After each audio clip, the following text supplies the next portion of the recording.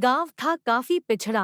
विकास के नाम पे गांव में खास कुछ नहीं था। गांव में कई सारे परिवार थे, लेकिन ज्यादातर लोग सब मेहनत मजूरी करके ही अपना जीवन यापन करते। बहुत कम परिवार अमीर थे। इसी गांव में महती नाम की एक विधवा औरत रहती थी।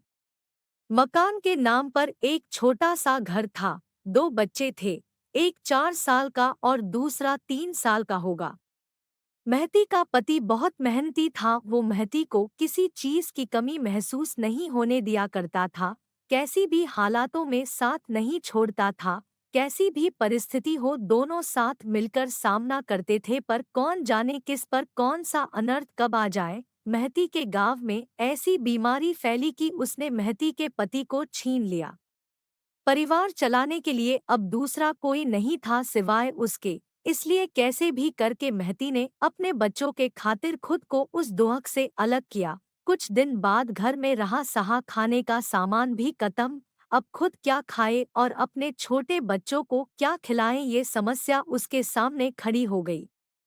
बच्चों को पालने के लिए महती को अभी कुछ काम करना ही था। इसलिए वो अपने दोनों बच्चों को साथ में लेकर जहाँ काम मिलता वहीं जाया करती और दिन भर मेहनत करके जो भी मजदूरी मिलती उससे अपना और अपने बच्चों का पेट भरती। ऐसा ही समय बीतता गया, लेकिन एक दिन महती को शरीर में कमजोरी महसूस होने लगी।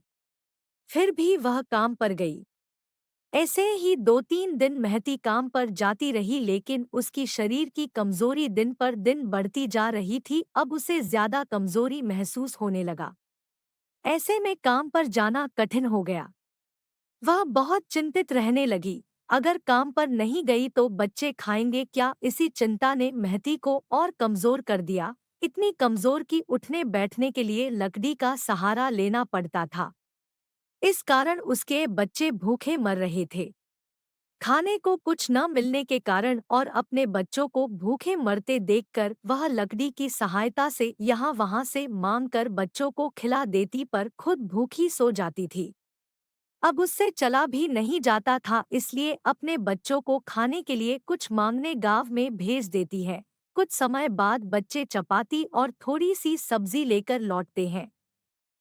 बच्चे इतना ही मांग कर लाते कि वो ही खा पाते, इसलिए वे दोनों बच्चों को खिला देती है। खुद भूखी ही रहती। वह बरसात का समय था। बिजली न होने के कारण घर में अंधेरा छाया हुआ था।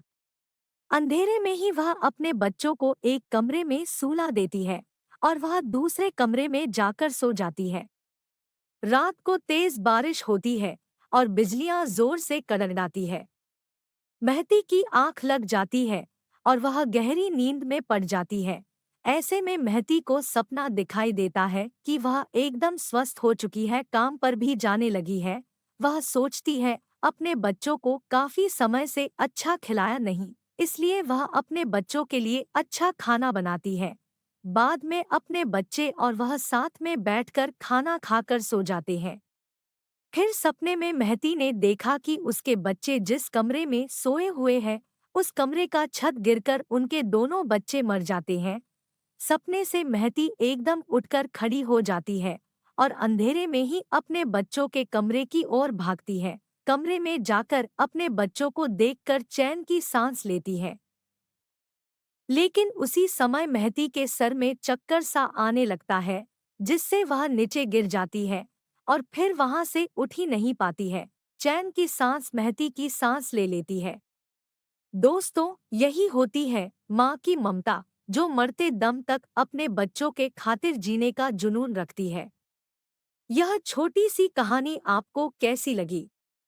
अपने विचारों को हमारे साथ जरूर शेयर करें। मिलते हैं अगले वीडियो में। धन्यवाद।